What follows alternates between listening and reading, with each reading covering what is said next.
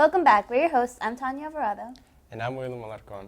Students, the ETS scholarship will be coming to a close on March 15th. Any high school senior that's having significant financial challenges is eligible to win up to $10,000. Get started now before it's too late. Do you want to learn how to play the ancient and fun game of chess? Show up this Saturday, March 9th, from 1 p.m. to 2:30 p.m. at the Plainfield Public Library in Room 2.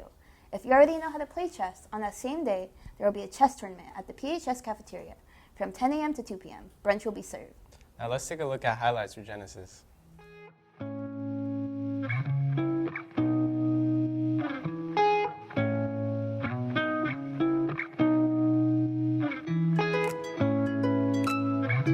Cafe Pause is back at it again, having its second performance of the school year. Let's see what performances we had this time.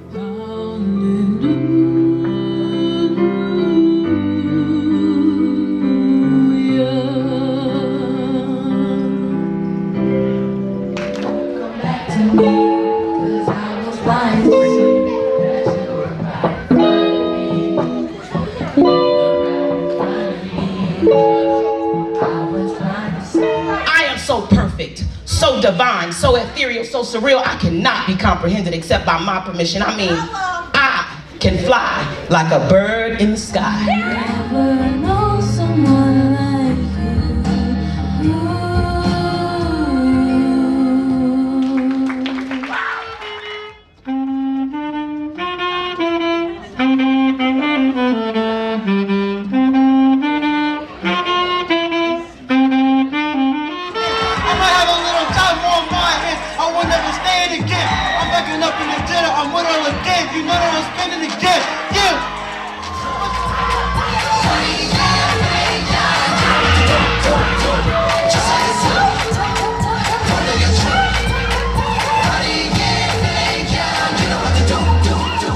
The students of the month of February were announced. For high school, it was Grelis Jimenez, a 10th grader, and for middle school, it was Camila Castaneda Manuel, a 7th grader. Did you expect to win Student of the Month? I didn't expect it, but it's definitely very exciting.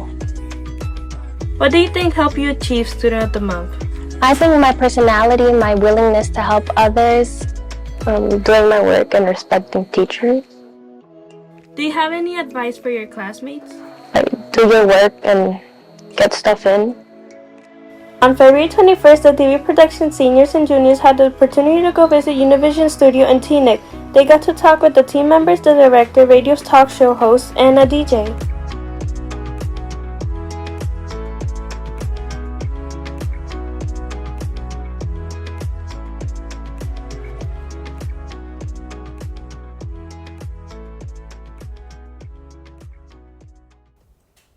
Thank you, Genesis.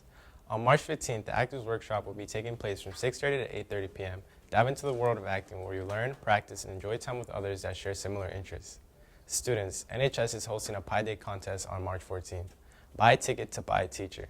Ask Ms. Bergamato for any specific details. Now let's learn more about our new graphics teacher, Mr. Sherrod, with Kelly on Teachers for People 2. Hi guys, welcome back to Teachers of People 2. I'm your host, Kelly Constante, and I'm here with Mr. Sherrod. Hi, Mr. Sherrod. How have you been? I've been good. So catch us up with your life after pause. So after pause, I pursued my higher education at Rutgers University in Newark, where I continued to study graphic design. I picked up my minor of art history, and then as I was in school as a student, I was working in a 3D printing lab. And I was also working in student affairs, where I was doing all the events, making flyers, posters, and really getting involved in campus. After that, I started working at Apple over in the mall. If you've been inside the mall, you've probably seen me in the past couple of years. And then, I started teaching at the beginning of this school year. Okay, that sounds really cool. Yeah. After being a student here, what made you come back? After being a student here, what made me come back, it really is me wanting to give back. So I live by the phrase of aspire to inspire. So a lot of my aspirations in life is to unlock creativity and to inspire others and to bring like a different light to the arts, because the arts are often overlooked, and that's why I really love the POS community, because the arts are 100% highlighted here and praised, and you have the ability to be an artist and the specific type of artist that you want to be here at the Paz community. So that's why I came back, because I want to give back to the community, and I want to kind of like give the students what I kind of learned after Paz. And yeah. That sounds really nice. Thank you. After coming back, have you reconnected with your old teachers?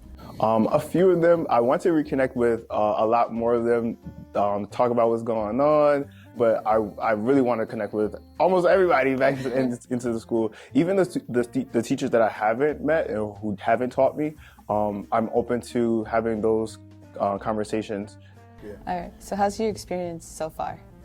My experience so far has been great. I got a warm welcome from the students, from the faculty, from the staff, and I just feel like I'm at home. I really do feel at home. All right. What are some of your hobbies or interests? Hobbies. I have plenty of hobbies. I love getting outside. I love hiking, camping, cliff diving, anything fun outside that keeps me active, fishing, stuff like that. And I love to like explore and go to museums and explore like the art community and the art world and stuff. And yeah, that's my hobby, is just experimenting with different art like mediums and going to different places to view artwork and I have that appreciation for it. So. All right. Can you tell us about your family? Do you have any pets? I don't have any pets. My family is a really, really large family. I come from a really large family, both my mom and my dad's side. They all live here in Plainfield, so you probably know somebody that's in my family. Why did you become a teacher? I became a teacher to, like I said before, to give back to the community that I feel helped me grow into the person that I am. I had plenty of opportunities here at Paz, which was I was on the debate team, I was a student council, I was a student ambassador, I helped out with the yearbook. So I've had like many different opportunities here at Paz to be the person that I am, and how I translated that into my real life. I really love that. So I want to be that person to inspire the new Paz community to kind of like follow a journey where they're loving what they're doing. All right, so since you teach graphic arts, you were in the studio here when you were in school, right? Yes, I was actually in a couple different studios when I was here at Paz. So when I first got here at Paz, that was 2014. In 2014, we had a web design studio, which was kind of like graphics, but it was like more coding and CSS, HTML. And then after that, I joined the graphics studio. I wasn't too good, just being honest, I wasn't too good. So then the next year I had to join theater, which I had a great time with Mr. Miller. And then I joined graphics again my senior year, and then I continued that in college. Oh, okay. So what was the graphic studio like back then? It was kind of like how it is now. We had a couple different graphics teachers, and each of them had like a different vibe for their classroom. But I would say that the graphics class always was an open class, like welcoming, like cozy, calm, nothing too much going on. And I would say that it's kind of like that now too. Like I'm trying to keep that environment in here. All right. What are your goals for this year? To open the horizons to all the graphic students here in the studio. Me personally, I'm an interdisciplinary artist, so I like to use mixed medias. I like to 3D print, I like to paint, I like to draw. So I kind of want to foster some more like creativity and more fine arts within the graphics studio, because that can translate into other things. I'm a tattoo artist, so I translate my graphics into tattoo art. I'm a visual artist and a performing artist sometimes too, so I translate all of my graphics knowledge into everything that I do. So that's kind of like what I want to accomplish by the end of the year. Having all my students being able to use their graphics knowledge in whatever they love to do. Do you have anything to say to Paz? What a wonderful day for the mile. Oh, no. Wait a minute. Okay. Yeah. So, okay, I didn't expect that. Okay. You could cut that if you want. No. We're going to play a game called Rapid Fire. Well, I'll ask you a question. You'll say the first thing that comes to mind in under a minute, okay? Okay. Ready for the game? Yeah. Okay. So, I'm start. What's your guilty pleasure? Chocolate sometimes. What's the funniest thing you ever heard? Funniest thing I've ever heard, I can't say it. Oh. What's your first job? My first job was at Old Navy.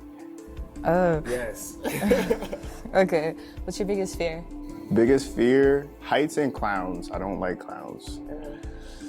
What's your dream job when you were a kid? My dream job when I was a kid, I wanted to be president of the United States. I'm so serious. I wanted to be president of the United States. What's your most embarrassing moment? Most embarrassing moment, I don't really have too many embarrassing moments. Like the things that I do with my chest out. Okay. What's your favorite childhood memory? My favorite childhood memory has to be, I don't know, just a simple summer day. Like as a kid, just having no worries. Like. Okay. So if you weren't a teacher, what would you be?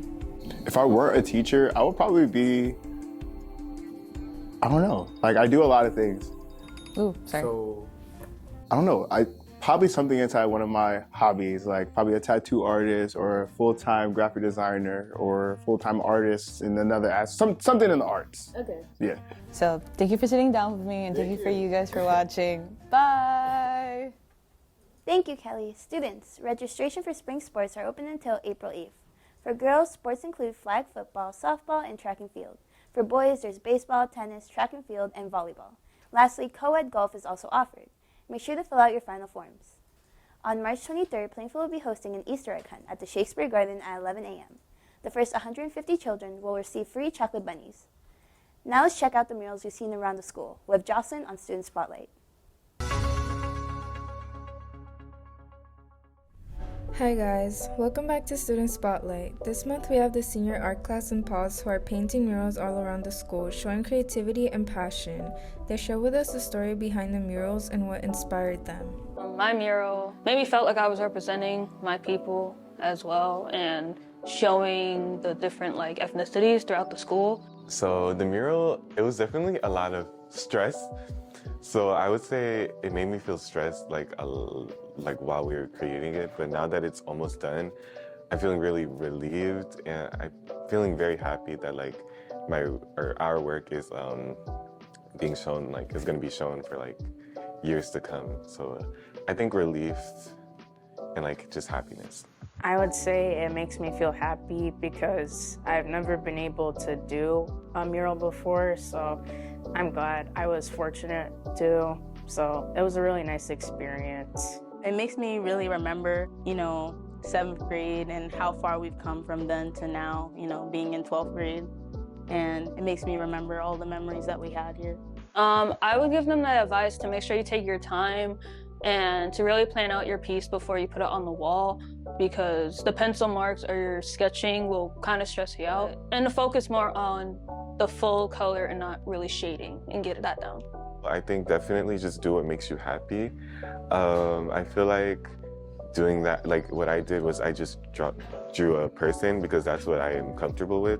So just do something that you're comfortable with. Well, I guess I learned how to make paintings on a bigger scale because I draw pretty small, usually. So making one on a bigger scale was a bit of a challenge, but I feel like it worked out in the end. I'd say a major skill I learned was learning how to trust the process, because at first I found it hard to just be happy with the results and being frustrated when things didn't work out how I expected them to. So I learned how to have patience and just trust the process and go with the flow. I hope people will feel a sense of community and, how the teachers also matter and, make the building what it is. Creating murals around the school has taught them how to work together, be creative, and take pride in their community. It helps them learn the value of teamwork and express themselves through art and make them feel a sense of belonging in the school environment. Thank you, Jocelyn. Now let's hear about some embarrassing stories with Andy in Walls Halls. Welcome back to another episode of PNN. Today we're finding out people's most embarrassing stories. Now, I'm here with...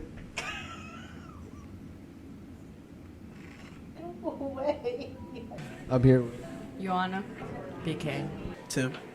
I'm here with... Ali Too Drippy. Yola. Gabriel. Yosa. Mia. Rosemary. And... Kyra.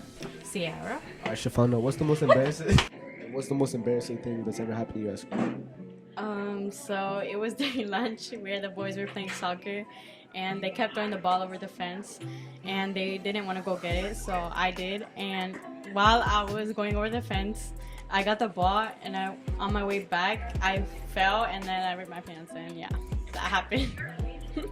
When I was in middle school, someone hacked my Google Slides account and they wrote on the slide that I jiggle when I fart. I walked past Mr. Creevy's desk and I accidentally knocked over his whole cup of coffee.